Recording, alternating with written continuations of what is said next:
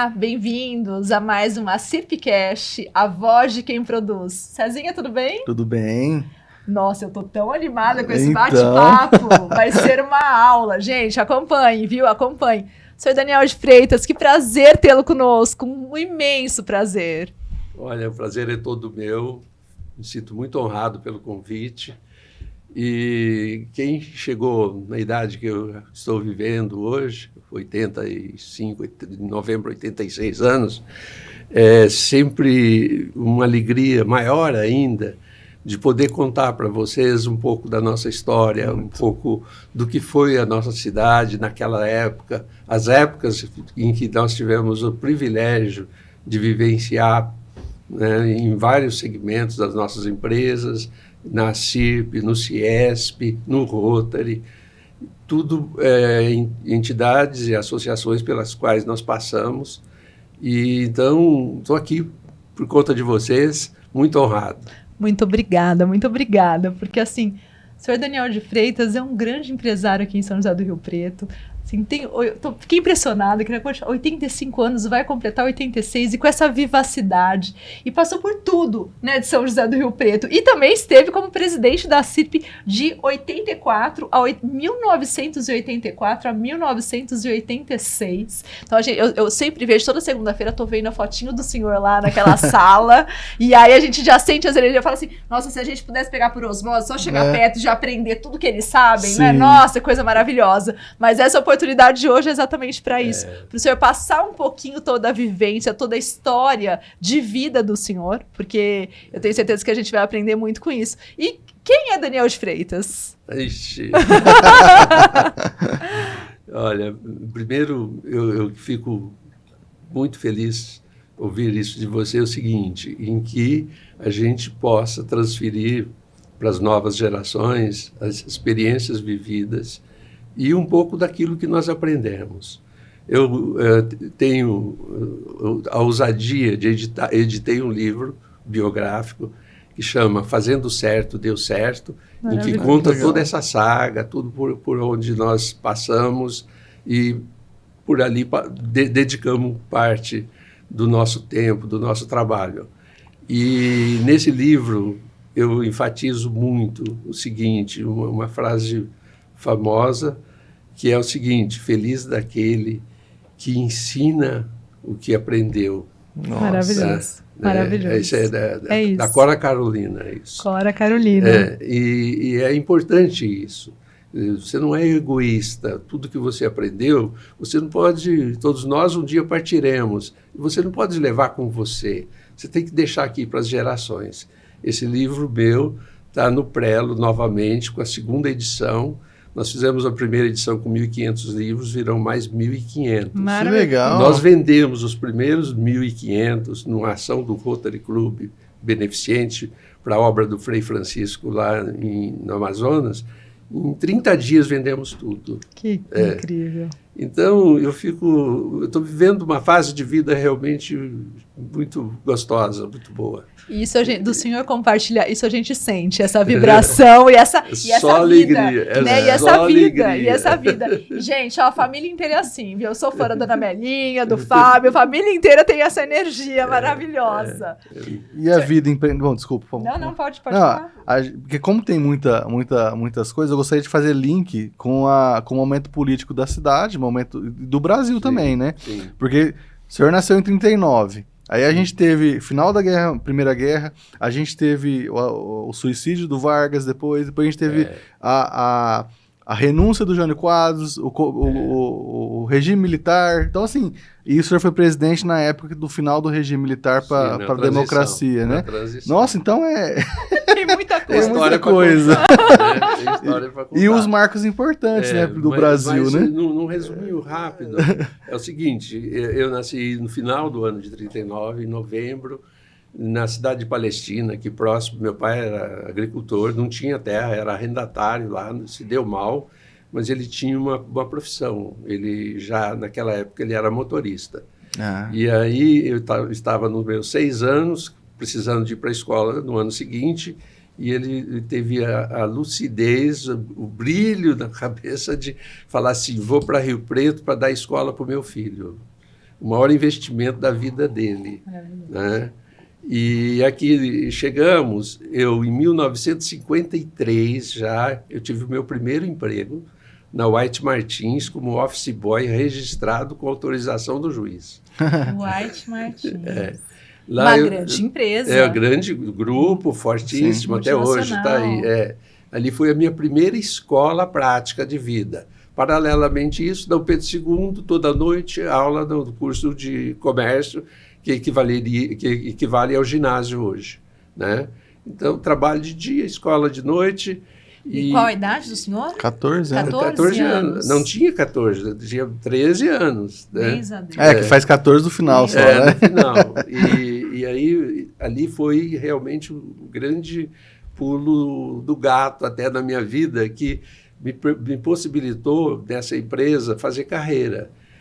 Quando eu estava para terminar o curso técnico de contador, faltava um ano para terminar, eu fui convidado na White Martins para ser vendedor, porque eu fazia o meu serviço no escritório e corria para vendas, que era meu forte. Né? E ficava por ali, contando história, aprendendo, né, de olho nas coisas e tal, né? E aí fui convidado para ser vendedor. E aí eu cheguei para o meu pai e falei assim, fui convidado para vendedor, vou ganhar 3 vezes mais do que eu ganho hoje, tá? E eu vou aceitar. Meu pai falou assim, você está para terminar o curso de contador, você vai ser contador. Né? Nada de vendedor. Nada de vendedor. Embora seja uma profissão digna e tudo mais, mas você, como contador, vai ter muito mais futuro. Ouvi aquilo, e a voz do pai, depois da de Deus é do pai, né? E aí fiquei frustrado, né? Aí eu decidi, já que eu tenho que ser contador, eu estou aprendendo a teoria, o White Martins tem tudo lá no Rio de Janeiro, São Paulo, e eu nunca vou ser contador lá, vou ter chance, vou ficar por aqui, de que jeito? Pedi demissão da White Martins, procurei o melhor escritório de contabilidade da cidade, que era do Sr. Arthur Nonato. Presidente. Não, Arthur Nonato é marginal. Aliás, eu pedi para mudar. É Avenida agora. É verdade, marginal fica ruim, né? Não, a primeira ação minha foi essa. Que legal. E um padrinho, um pai generoso, um cara assim, um pai de profissão, um padrinho enorme, de um coração imenso. E cheguei para ele e falei assim, é isso, eu quero ser contador. Mas ele falou assim, mas quanto você ganha? Eu ganho 100. Aqui você vai ganhar 30. Falei, mas eu vou aprender? Vou te ensinar a ser contador, você vai sair daqui contador. Né? Aí foi o desafio, né? Quer dizer, você tem 1/3 de salário, né? E eu comecei no escritório dele, aprendi em 1 ano praticamente aprendi tudo. Antes de me formar, eu já respondia por muitas coisas do que o senhor Arthur resolvia no escritório, eu estava resolvendo. Por quê? Era aquela ação de quem quer crescer e quem quer aprender. Né? Chegava o cliente para ser atendido, ele estava ocupado, eu ia lá, eu posso te ajudar, o que você precisa, não sei o quê. 2, 3 vezes, da 4ª vez ele já me procurava direto. Então, você tem que criar caminhos, você tem que criar aberturas para que você profissionalmente possa ascender. Né? E assim foi feito. Eu saí de lá, já tinha emprego de contador numa empresa, desse ramo que eu atuo até hoje, né? E dali eu montei um escritório de contabilidade, mas antes disso, 2 anos depois da minha formatura, eu fui convidado para dar aula de contabilidade no Senac. E ali também foi outro salto na minha vida, porque o Senac dava uma estrutura boa de apoio aos professores. Todas as férias de julho, 30 dias de ação em São Paulo, de cursos. Legal. Né? Então, tive um crescimento muito grande, ensinando e aprendendo, que é a grande lição da minha vida. Né? E isso, quantos anos o senhor tinha? Eu tinha 21 anos. Muito novo. 22 anos, eu já era professor, eu tinha muitos alunos mais velhos que eu. A maioria. Muitos deles empresários hoje, bem-sucedidos e tal. Eu só sei quando ele me chama de professor. Eu falei, esse foi aluno. Esse foi aluno. E aí, com esse suporte do Senac, abriu em Rio Preto o primeiro curso de economia. Eu fui um dos primeiros a me inscrever, fazer um cursinho e fazer o vestibular. e eu me formei em economia em 1965. Né? Em 1966 e 7 eu tinha o meu escritório. Em 1968, um cliente meu do escritório comprou uma empresa e aí ele pediu que eu fizesse o diagnóstico da empresa. Eu fiz o diagnóstico da empresa e dei a posição para ele. A empresa tinha um patrimônio de 50 e uma dívida de 100. Né? Mostrei para ele, falei, você está falido, você quer comprar, você compra. Aí ele falou assim, você tem um plano? Não, eu tenho um plano. Você tem capital, você chama os credores, você tem crédito, negocia a dívida e pega o capital, põe na empresa para a empresa crescer. Aí ele foi embora, no dia seguinte, naquele dia à noite, ele foi na minha casa. Aquela tua proposta, você aceita ser meu sócio e você executa para mim? Pô, caiu do céu, né? É o que eu queria mesmo. Sim, né? sim. E aí começamos uma sociedade que durou 15 anos, numa empresa chamada Casa São Paulo. Casa São Paulo, que é muito antiga. Quando ele comprou e eu me tornei sócio, a empresa já tinha 32 anos. Nossa! Tradição, mercado aberto, tudo fácil de fazer. Negociei dívida para pagar em 5 anos, com 2, 3 anos estava tudo pago, tudo quitado, tudo em ordem, a empresa andando, desenvolvendo, crescendo. Legal. Tal. Isso que ano, mais ou menos? Isso em 1968, quando eu terminei a sociedade com ele. Ah, tá. Aí em 1960... Não, desculpe, fiz confusão.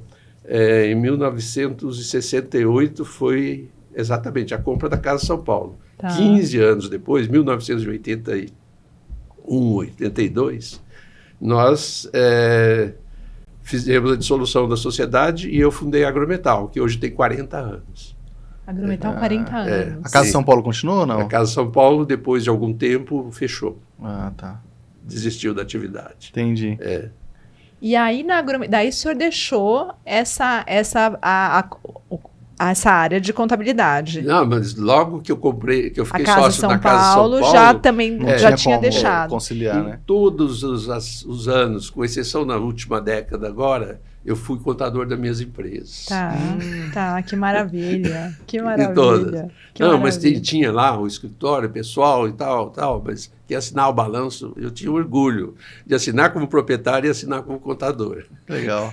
E aí, nesse momento, então, o senhor assumiu a Casa São Paulo em 1968. 68. E depois vendeu e saí em terminou 82. 82, que foi um pouquinho antes da CIRP. Isso, Que a CIRP foi 84. 2 anos depois, 84. 84 já tinha Agrometal. Não, a Agrometal nasceu em... Não, a Agrometal, na verdade, era uma das empresas do grupo que eu tinha com esse sócio, que era uma metalúrgica. Tá. Aí, na saída da sociedade, eu puxei as empresas comerciais no mesmo nome. Tá. Então, aí a gente tinha atividade industrial, lá no Distrito Industrial, a agrometalúrgica era a Agrometalúrgica Rio Preto, virou Agrometal, e as lojas de Rio Preto, que eram 3 ou 4 lojas, e aí virou Agrometal. Entendi. Então, esse momento da CIRP na vida do senhor foi nessa transição. Exatamente. Em 1982, quando eu fundei a Agrometal, eu já era associado pela Casa São Paulo da CIRP. Já era e participava. Em 82 eu fui tesoureiro. Exatamente. O senhor entrou em 1980, né? Antes eu tinha, acho que, outros cargos, como terceiro tesoureiro, terceiro secretário, alguma coisa, e estava ali junto. E o presidente era o senhor Anatol. Seu Anatol. Aí, em 82, apareceu o Mafuz, e que formou um grupo, e esse grupo ficou dissidente do grupo do senhor Anatol, e começou uma nova política, digamos assim, dentro da CIRP, cujo presidente foi o Antônio Mafuz, por 2 anos, depois o Nilton Terrugi por mais 2 anos, e depois entrou a minha gestão, em 84. Mais 2 ou 3 anos. 2 anos. 2 anos. Que interessante, né? E aí a maioria dos presidentes não ficavam 2 anos, um mandato. Mas é que eu não tinha condição de continuar, Entendi. porque eu estava no auge do desenvolvimento e do crescimento das minhas empresas. Tá, Mas tá. bem mesmo comprometido. E o Fábio era pequeno ainda, né? E não tinha... Eu tinha o apoio, e sempre tive o apoio da Melinha. A Melinha sempre trabalhou com o senhor? Sempre trabalhou, sempre foi associada, sempre foi sócia. Tá, vocês sempre foram E era a sócios. última palavra sempre, né? É interessante o senhor falar, porque você está falando dessa trajetória do senhor, e eu queria só compartilhar uma coisa do que vocês passam, né? Porque, assim, para quem vê de longe, né, que eu não sou tão próxima, mas que vê de longe, assim, vocês passam uma coisa com muita união, do casal. Sim. Então, vocês passam uma coisa de amor, de generosidade, de união, e é lindo de ver, de parceria. Quantos anos de casamento? 57. Bens a Deus, bens a Deus. Mais 3 de namoro, 60. Bens a Deus, parabéns, parabéns, porque isso vocês transmitem, vocês juntos, quem olha vocês juntos, falando do Senac, transmitem. o Senac foi que me apresentou a Melinha. Já entendi, então, esse amor pelo Senac, essa gratidão. Professora, estudava no IBILSE na época, né? Que legal. E ela foi lá fazer algum trabalho, alguma coisa. Eu falei, nossa. 60 anos atrás. Linda essa. demais. Que coisa linda, que coisa linda. Parabéns por isso, Obrigado, viu? Porque vocês como casal, quem vê, vocês transmitem isso. Vocês transmitem esse amor, essa união mesmo. É verdadeiro. É verdade. Ai, que coisa boa, que coisa boa. Muito bom, muito bom. Cezinha, quer perguntar alguma coisa da associação comercial? Vamos continuar essa linha, né, da associação comercial. O senhor foi presidente de 84 e 86. Aí eu tô vendo aqui que hoje a gente ainda tem um estudo que a prefeitura faz, né, em parceria com a CIRP, que é o Conjuntura Econômica, e foi lançado na sua gestão. Sim. É interessante isso, porque quando eu assumi a presidência, eu comecei a ser procurado por empresários que queriam vir para Rio Preto, empresas de São Paulo que queriam informação da cidade, da economia da cidade. E eu, economista formado, acostumado com números, com dados, planilhas, números. E eu buscava e não achava. Não tinha, nós não tínhamos. Né? E a gente tem que voltar um pouco nessa história para ver também os recursos da época. Nós não tínhamos informática, nós não tínhamos computador. Tá? Então, tudo era manual, era ali, na maquininha de somar, na maquininha de escrever. Então, eu falei assim, não, esse aí é um desafio. Nós vamos soltar a primeira conjuntura econômica de Rio Preto. E conseguimos, não é? Com o apoio do economista Roberto Lopes de Souza, que foi prefeito de Rio Preto, na gestão do Adail Vettorasso. O Adail, ele era vice, o Adail foi ser candidato a deputado e ele assumiu. E o Roberto orientou muito o pessoal que trabalhou nisso, porque era um trabalho, coleta de dados. Rio Preto não tinha banco de dados. Você imagina, você vive numa cidade sem números. Não é? E aí a gente teve que ir lá na fonte, ir lá na Companhia Paulista de Força e Luz, levantar quantas residências têm energia elétrica ligada, o consumo, porque pelo consumo dá para avaliar a pujança econômica ou a pobreza daquela comunidade. Né? Então, foi um trabalho gigantesco. Lançamos a primeira conjuntura e já ela era bem completa. A gente tinha, inclusive, registrado, e isso é feito até hoje pelas conjunturas, hoje já é dentro da técnica e dentro das planilhas do computador, né? Então tem lá o número de passageiros, os embarques, os desembarques, os embarques no nosso aeroporto, não é? A movimentação financeira dos bancos, no Banco do Brasil, o relatório do que foi movimentado. Então isso foi assim um marco para a cidade. Porque por ali você não pode gerenciar, você não pode tomar decisões sem números. Exatamente. Sem números. Né? E eu falo uma coisa que é tão importante, né? Porque assim, hoje a gente vê, isso que eu tava falando, né? Quando a gente escuta a história de vocês e a vivência dos ex-presidentes, e a gente vê o tanto que a gente está colhendo hoje, o que vocês plantaram lá atrás, né? E eu tenho visto um movimento muito grande, eu acho que agora tá maior ainda, dessa questão das pessoas virem de fora, escolherem São José do Rio Preto. E como isso é importante, né? Essa ferramenta. Ó, tá aqui, ó, tá escrito. Exato. Tá? Exato. Bom, primeiro número, segundo número, terceiro. Do terceiro em diante, a gente já tinha uma parceria com a Secretaria de Planejamento da Prefeitura, que era também um ponto de base para a gente fazer coleta de dados, que era, na época, o secretário Orlando Bolsoni. Né? E aí o Bolsoni, como o sucessor foi o Costantini, e o Costantini, até por medida de economia, falou assim, não, isso aqui é o seguinte, a prefeitura continua, e continuou muito bem, e faz até hoje. O interessante é que eu não sabia que tinha nascido na CIRP. Foi na CIRP. Que coisa foi linda. Na CIRP. Todo mundo acha que foi na prefeitura, pela Secretaria de Planejamento e pelo secretário Bolsoni. Ele deu suporte, ele deu apoio, mas as 3 primeiras edições fomos nós que fizemos. Que bacana. Eu saí da presidência com compromisso com o Costantini de que a gente prosseguiria fazendo a conjuntura econômica da cidade, se eu não me engano, no mês de setembro, outubro, por aí. Todo ano. Tradicionalmente nessa época mesmo. Isso, né? 30, sei lá quantos. Exatamente. E isso daí muda, inclusive, a marca, né, da cidade. Porque trazendo gente de fora ajuda no desenvolvimento, inclusive da mentalidade. É surpreendente. É surpreendente. E aí mostra o seguinte, Rio Preto sempre foi uma cidade pujante. E continua pujante.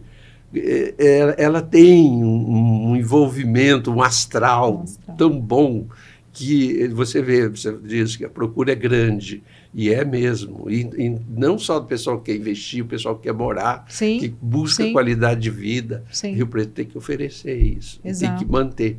É a responsabilidade de todos nós, e da geração dos meninos, das meninas. Nossa, que delícia escutar isso, menina! Que delícia! Sim, tem que prosseguir. Temos que prosseguir. O senhor Daniel, eu vejo, né, do que o senhor está falando, eu consigo fazer uma análise assim. O senhor sempre teve esse empreendedorismo na veia. Sim. Sempre. De não parar, começou com 13 anos, 12 anos, e já queria vender, e já queria ganhar mais, e já queria aprender, e já entrou na oportunidade de ganhar menos para aprender. Isso é uma coisa do senhor, nato. Sim, sem dúvida.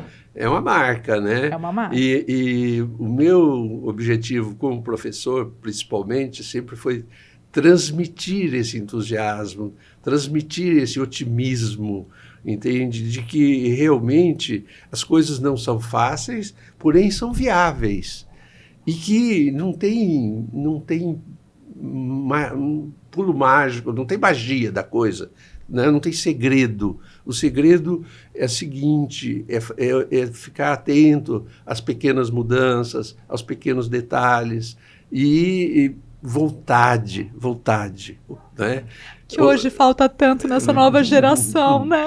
Não falta. É que eles estão noutra. Eles tiveram mamãe e papai, que nós não tivemos tanto.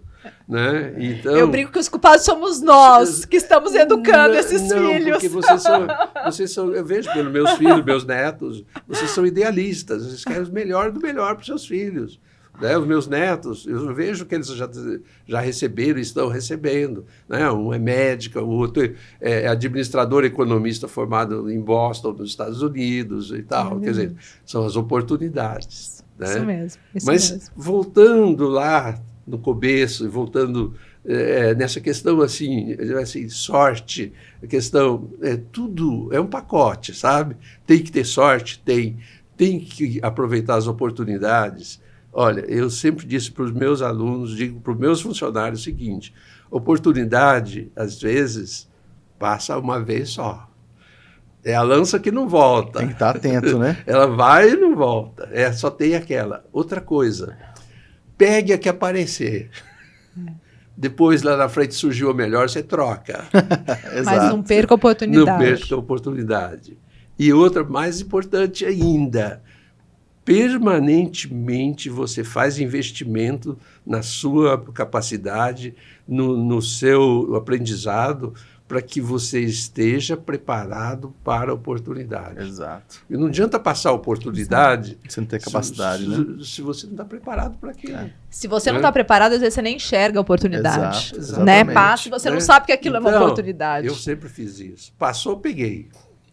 Maravilhoso. Depois eu vejo. Maravilhoso. E como foi esse interesse, ou... Eu acho que é interesse, né? Mas de entrar na associação comercial. Porque o senhor já estava com empresa, a Casa Paulista, uma empresa antiga, né? Que fazia muita coisa, que era muito presente na nossa região, na nossa cidade. Sim. E aí o senhor entrou em 1980 na associação como primeiro tesoureiro. E depois foi para vice e chegou a ser presidente. Como que foi essa era garoto, parceria? Eu era garoto, devia ter 15 anos, por aí. Eu aprendi que você tem que ter participação na comunidade.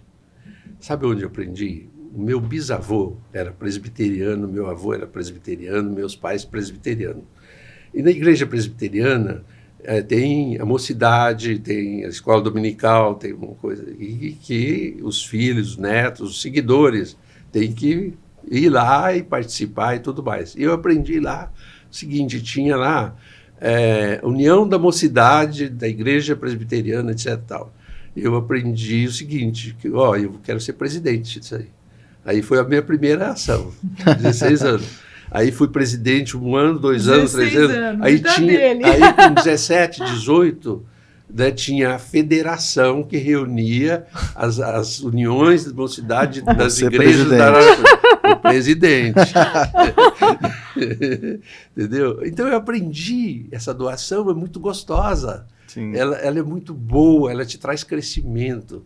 Né? Na Federação da Mocidade, tinha uma reunião cada 2 meses em São Paulo, que eu ia à noite na Viação Cometa, noturno da Cometa, sentado no banquinho duro daquele, chegava lá, participava da reunião e voltava na outra noite. 2 noites, sem dormir praticamente, para participar da reunião. Só que nessa reunião, eu conheci e fiz amizade com os jovens daquela época que fazia jornalismo na USP, que fazia psicologia na USP, que fazia filosofia nas melhores faculdades. E a convivência me enriquecia. Né? E isso fez com que eu tivesse essa visão, sempre tive. Tá? Tanto é que, no meu currículo, eu nunca fiquei sem participar em nada. Agora eu estou numa campanha, vai ter eleição na Harmonia. Eu sou sócio lá. Tá? Eu sou candidato a conselheiro. Que coisa boa! Que legal. Boa. E lá é disputado, lá os caras fazem campanha, lá, entendeu? Então, e o senhor está lá firme e forte. Eu quero ser conselheiro da Harmonia. Aí eu já boto meu currículo lá. Fui conselheiro do Automóvel Clube, fui conselheiro do Montelíbano, fui conselheiro de N entidades, da Associação dos Contabilistas, disso, daquilo. E aí veio uma coisa gostosa que me orgulho muito. Sou conselheiro permanente da CIRP. Maravilhoso, maravilhoso. E a CIRP também se orgulha muito disso, o senhor pode ter certeza. Aí nisso, eu ao lado de Valdemar Verde, foi um grande companheiro, um grande professor meu também, e foi presidente nosso. Sim, né? sim. Ele trouxe a delegacia do CIESP para Rio Preto, e eu lá dele trabalhei muito. Né? E nesse trabalho surgiu uma oportunidade em Rio Preto seguinte, o primeiro distrito industrial de Rio Preto, que hoje tem o nome dele, Valdemar Verde. Né? Eu fui o primeiro conselheiro, porque tinha uma reunião de conselheiros que decidia se aquela empresa iria ganhar o terreno ou não, se estava apta, se não estava. Depois de conselheiro, sabe que eu fui lá? Presidente. Né? E falando do distrito aqui, eu vi que a implantação do Corpo de Bombeiros lá começou na sua gestão. Exatamente. Dos objetivos, 2 coisas. Nós precisávamos trazer voos regulares das companhias aéreas para Rio Preto, que a gente não tinha. Tinha um ou outro muito precário, muito ruim. Né? Só que eles, para vir para Rio Preto, eles teriam que pagar uma taxa dobrada de seguro das aeronaves, porque nós não tínhamos bombeiro no aeroporto. Tá? Aí, ao lado disso, os nossos associados do Distrito Industrial, que são vários até hoje, né? Eles pagavam uma taxa mais alta de seguro pelo fato de não ter o bombeiro lá. Aí arregimentamos, a CIRP construiu o galpão, entendeu? Um associado deu, o Constantino vendia telha do hotel, o Daniel fazia caixa d'água, deu caixa d'água, e cada um juntamos as coisas lá e fizemos a instalação do Corpo Bombeiro do aeroporto. Que legal. Então, é uma coisa interessante que eu gostaria de destacar para vocês, é o seguinte: nós estamos há 40 anos da minha gestão. Esses 40 anos significa 4 décadas. É muito tempo. E Rio Preto, dessa época, era outra cidade. É uma cidade diferente da Rio Preto que vocês têm hoje. Sim, com certeza. Sim. Entendeu? Sim, muito então, diferente. Sinal de televisão nós não tínhamos. O senhor Valdemar Verde foi lá, batalhou, trouxe sinal de televisão para Rio Preto. Não é? Voos regionais de Rio Preto para São Paulo e para o mundo.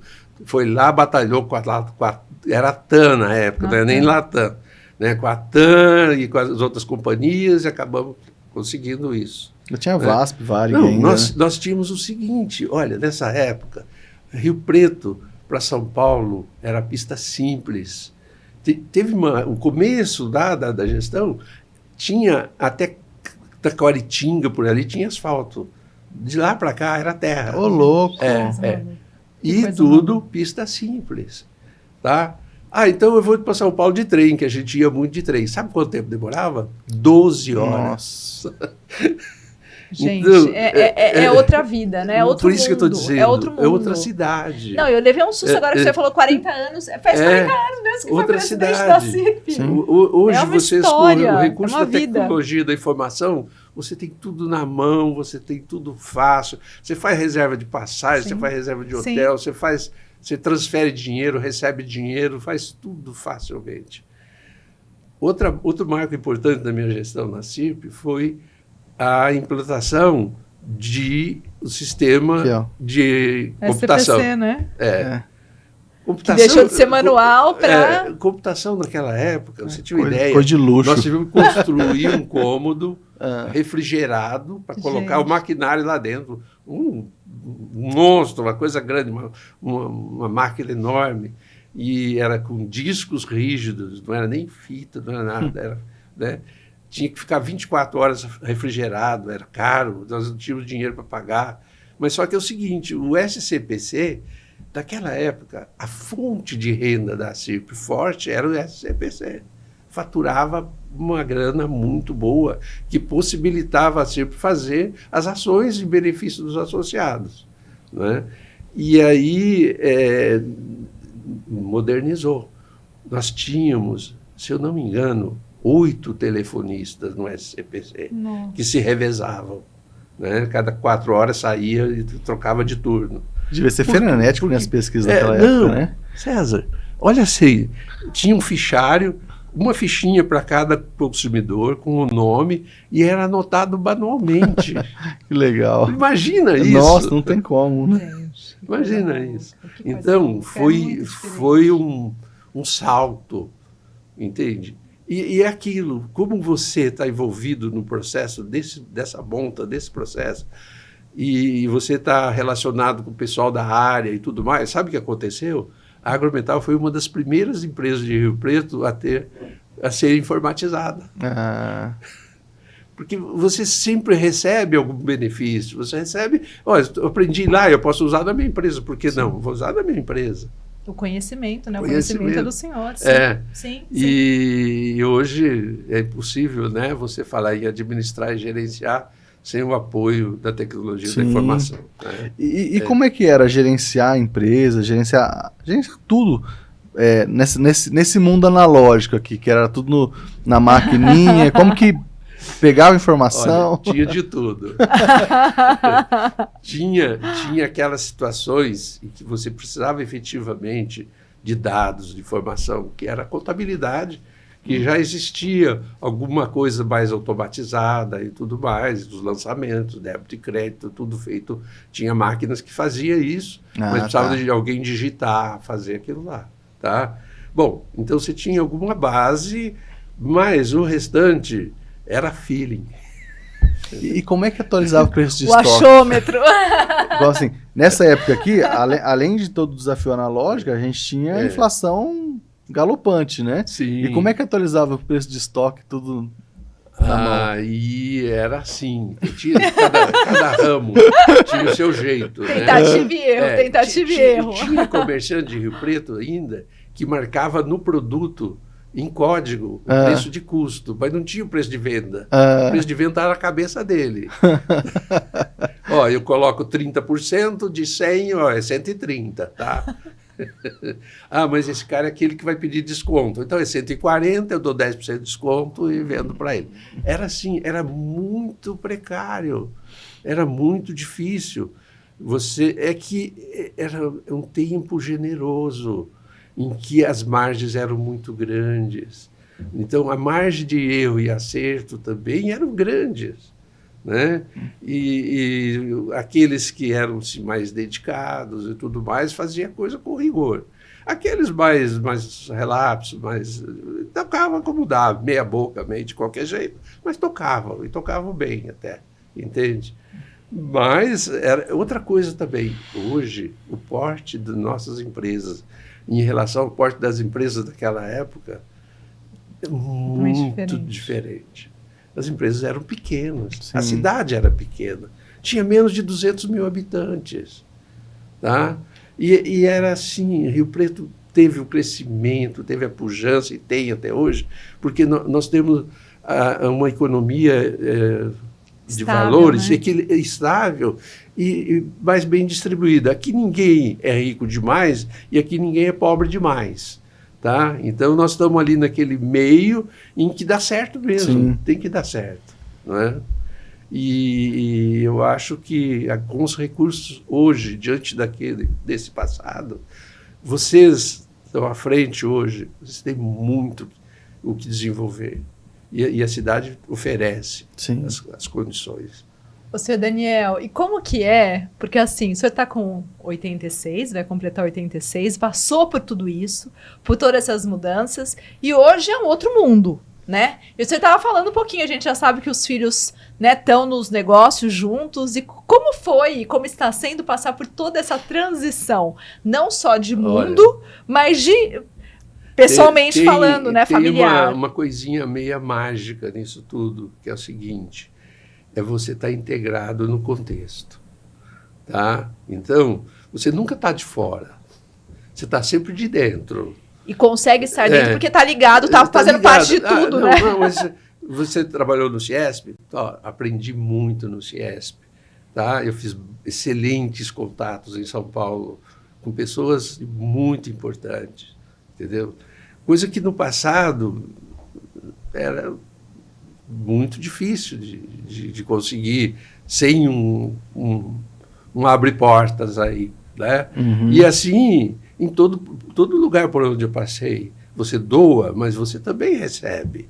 E isso fez com que, graças a Deus, eu recebi uma herança fantástica de que eu sou bem versátil, eu me adapto em qualquer circunstância. Né? Então... e outra coisa também, eu consigo uma coisa que eu prezo muito, que é o seguinte, eu não sei fazer distinção de quem é o meu gerente e de quem que é o meu faxineiro, de quem serve o café e de quem é o cara que traz o relatório lá com as decisões que eu tenho que tomar.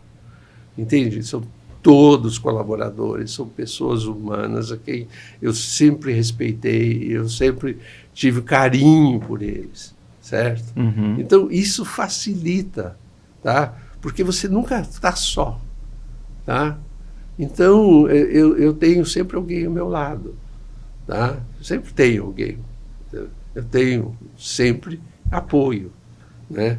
Time, equipe, né? E com isso você consegue fazer mais do que você depender só do seu trabalho, só da sua sua decisão, do seu empenho, né? Então você consegue expandir mais, né? É isso aí que facilita. Senhor Daniel, eu estou encantada. Nada. Eu estou Já passou encantada. 40 Não minutos. tem Porque, segredo. assim, impressionante Viu como como, tempo foi? como ficar Não ou tem. escutando o senhor já é uma Não tem grande segredo. aula. Eu falei do meu livro biográfico. Não, eu tô Tá, louca pra agora- ler. Por favor, não, avise não, assim. tem novidade aí. Assim que sair, o senhor saindo. avisa. O senhor É. avisa Segunda que eu acho edição. que é uma, né, uma Não, aula pra todo trazendo a mundo. diretoria. Tem um livro É. que está no Aqui. prelo, chama assim 33 ideias para fazer o certo dar certo. Maravilhoso. São 33 capítulos de açõezinhas desse tipo que eu estou falando para vocês. Maravilhoso. Tá? Maravilhoso. E não estendi, é um A4 com no máximo 1.800 caracteres por aí, para ser rápido para ler, entendeu? E são essas liçõezinhas de casa, né? Tá lá, contrato, como é que você tem? Faz contrato de tudo que você tem, todos os negócios que você fizer, escreve e assina, que você nunca vai ter que ir para a justiça, você nunca vai ter demanda, você nunca vai ter nada, está tudo escrito. Ah, mas como que é? Pega um papel de embrulhar pão e escreve nele e assina. Está lá no meu livrinho.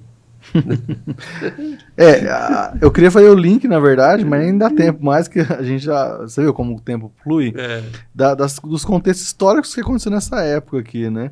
Mas acho que foge um pouco, né? Mas... Eu queria finalizar com uma pergunta. Sim. Qual que é a receita que o senhor dá para ter a idade que o senhor tem com toda essa Entusiasmo. vivacidade e entusiasmo pela vida?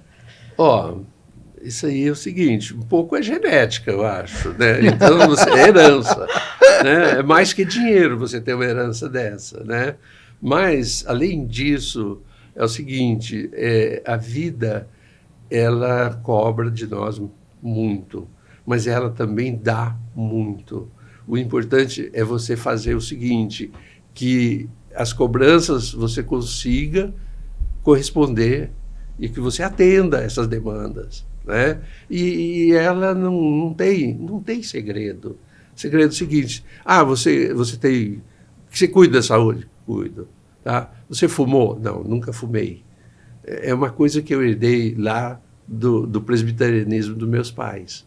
Não pode fumar, não pode beber, não pode um monte de coisa. Não podia nem jogar futebol. Entendeu? Então, essa vida puritana trouxe uma base saudável, claro, né? A outra é trabalho, mente ocupada. Desde sempre, todo né? ocupado. Desde sempre. O tempo todo, o mais possível, né? E conviver com pessoas animadas, jovens, sempre próximo dos jovens, de preferência. Nossa, senhor Daniel, muito obrigada, uma muito aula. obrigada. Gostoso. Eu sou fã do Fábio há muito tempo. Eu falo que o Fábio é uma pessoa que, quando eu tô junto, eu falo, deixa eu conversar um pouquinho pra eu aprender. Agora eu entendi, já entendi A perfeitamente a origem. Herança. O fruto nunca cai, né? Herança. Longe do pé. Longe do pé, não tem jeito. Parabéns e muito Muito obrigada. obrigado. Em nome da Muito CIRP, obrigado. eu te agradeço muito por essa Obrigado. aula. Fiquei impressionada que eu não tinha caído minha ficha, que faz 40 anos que o senhor foi presidente e é. ainda está inativo e nos ensinando tanto. Eu convido o senhor, sempre que tiver a oportunidade, o senhor vir e compartilhar, porque realmente é uma aula e a gente que não viveu tanto Sim. como o senhor Sim. ainda, se Deus quiser, iremos viver, Sim. a gente aprende demais. Acho que Então, muito olha, o obrigada. Day One da diretoria, ele podia vir falar do livro. Exatamente, já tive essa ideia de convidar os ex-presidentes para a nossa diretoria, porque todo mundo aprende Olha, muito. E a história, quem né? vai fazer o prefácio desse segundo livro? Já tô sabendo. E ele tá numa alegria que o senhor não acredita. Nosso presidente, Nosso falando. presidente. Ah, é? O Jean Dyer. Que legal, que Né? legal. E, então, nós estamos aí acertando que a gente poderia fazer um pré-lançamento com a diretoria da CIRP. Que legal. Maravilhoso. Maravilhoso. Aí o senhor fala, daí o senhor pega. A gente tem que organizar um tempo para o senhor fazer uma mini palestra Isso. pra gente. Não, E a gente Não, teve o privilégio. isso. eu não sou né? palestrante. Não, mas sou compartilhar. conversador. Maravilhoso. Compartilha. Uma conversa, então. Não vou falar. Vou tirar até guardar a data palavra. e passar paninha, porque a Aninha tá faltando muito na Eu. reunião. Eu sou conversador. Olha, muito obrigada. Eu sei que o senhor é uma loucura de tempo, faz 1 milhão de coisas ao mesmo tempo. O senhor Não, compartilhou mas um pouco. é Muito obrigada. prazeroso. Muito obrigada por ter vindo. Muito prazeroso. Eu tenho que agradecer. eu tenho que dizer à diretoria da CIRP o meu agradecimento também, e ao mesmo tempo eu quero cumprimentá-los, porque eu tive o privilégio de participar da inauguração da Distrital e eu percebi o futuro daquilo ali, né? As possibilidades, N possibilidades que se tem de se prestar serviços, de se prestar orientação, conhecimento, né? Melhoria daqueles empresários que estão ali iniciando e tudo mais. Esse realmente é o dever da nossa querida CIRP. Sempre foi, e eu acredito que com vocês, melhor ainda. Tá? Obrigado. Muito obrigado. Daniel, muito obrigada. Cezinha, foi excelente, não foi? Foi muito. Amei. Tem mais um monte de pergunta, mas pelo esticado do tempo não dá mais. Marcamos outra data. Outra Sim. data. Gente, muito obrigada. Espero que vocês gostem. Falem o que vocês acharam legal ou não, pra gente poder melhorar cada vez mais. E até o próximo. A CIRPcast, a voz de quem produz.